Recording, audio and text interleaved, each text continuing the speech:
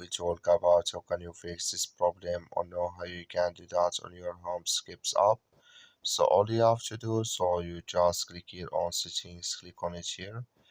You just click on settings, it's going to show for you list like this here. Then you go down, just keep going down, click here on apps, come to apps list here, and then you're looking for Homescapes app, or just click on search, then here add Homescapes, it's going to show for you like this, click on it. So then it's going to take you to this list here, click on full stop, click on OK.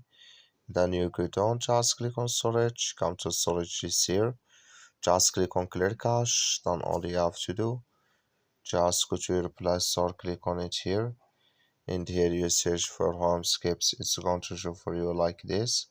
You will find here update, click on it, and it's going to work with you.